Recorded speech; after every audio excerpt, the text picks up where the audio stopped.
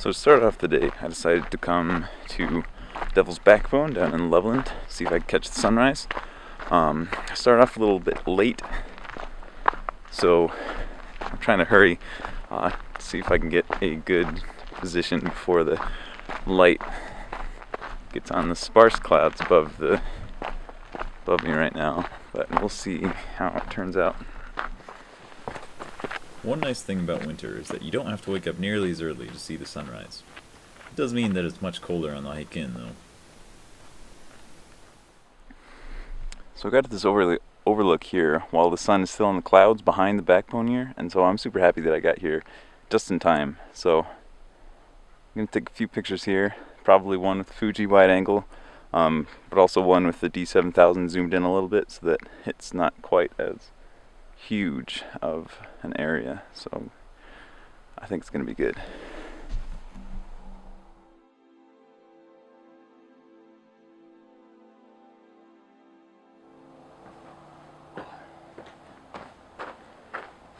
So this is the keyhole in Devil's Backbone, big old hole that oftentimes is super windy because all this wind is coming that way, just blasts right through the hole. But this is my last stop. I'm going to be turning around from here, head back, head up to Rocky Mountain National Park, go somewhere that I've not been before up there. Ouzel Falls? I don't know how to say it, but it's a waterfall that I'm hoping actually has some water in it. So I guess we'll just have to see. Okay, check this guy out.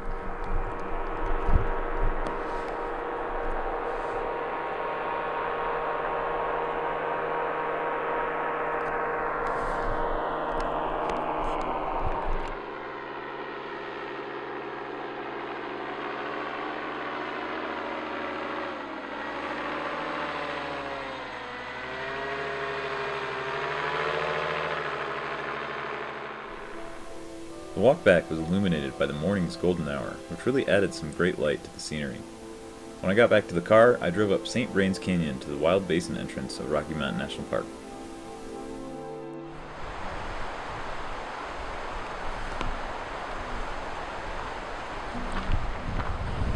So 2.7 miles up to Ouzel Falls, O-U-Z-E-L. I was hoping to talk to the ranger about it, but there wasn't anybody at the booth, so I'll just keep calling it something different every time. There are two other waterfalls on the way up to Ouzel Falls, the first of which is Copeland Falls. Let's go check out the lower falls.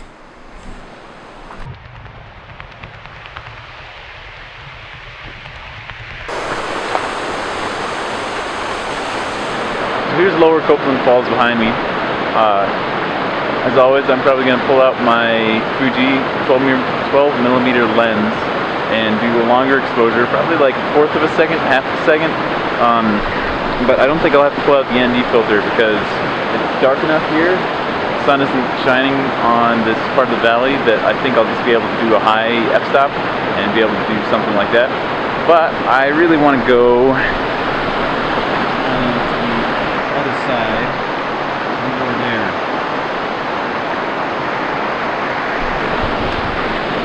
So I'm going to get my feet wet. Some of the rocks in the stream are still frozen, making it much more treacherous than I expected, and I almost fell twice. In the end, I like the picture from the right side of the stream more, so maybe next time I'll think twice about the composition I want before I walk across the stream.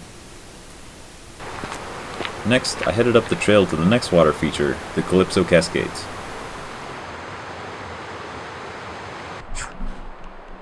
Halfway there. These are the Calypso Cascades. I don't think I have my wide lens good enough to. My wide lens is too wide to capture all this, so I'm just going to use the D7000 and zoom in a little bit. I'll try to do a handheld 1/8 of a second. See how that turns out.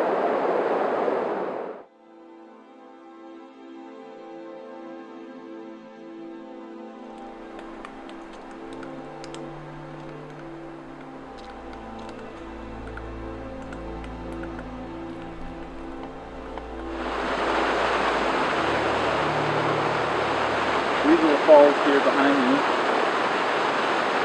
quite a bit of water, more than I was expecting, so that's a nice surprise.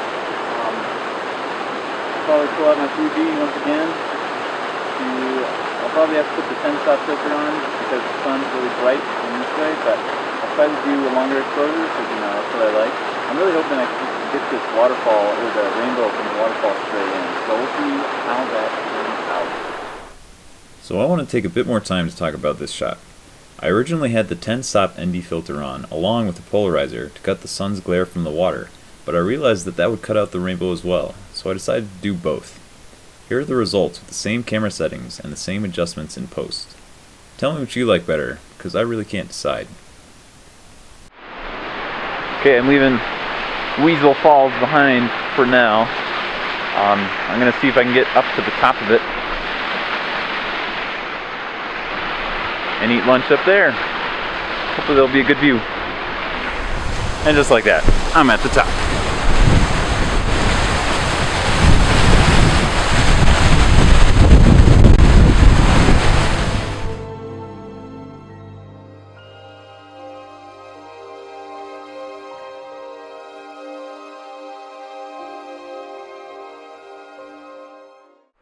Just finished up lunch. I don't know if you can see behind me, but there's some super dramatic clouds coming in. I mean, they've been this way for all morning, because, like, as you probably saw in the video earlier, there were clouds just moving over Long's Peak, but I've got a feeling they might be coming this way. So I'm gonna head back down. The hike back down didn't have great lighting, so I decided to just take my time enjoying the hike and put my camera away.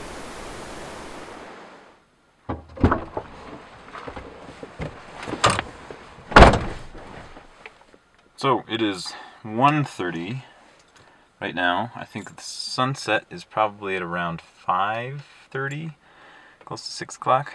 So got about 4 hours to kill. The hike back down, for some reason, I must have done steps somewhere wrong. My knee was really giving me trouble.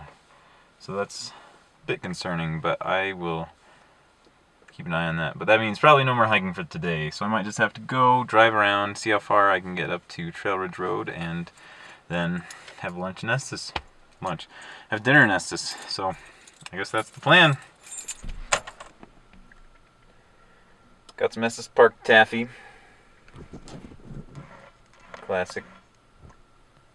How about orange? But just getting here, the traffic going into the park just seemed like it was totally just terrible. And so I don't know that I want to deal with that because there aren't very many clouds, and I still got like 3 hours until sunset. So I think I'll just head home, eat my taffy, and end it there. Good time. Hopefully I got some good pictures.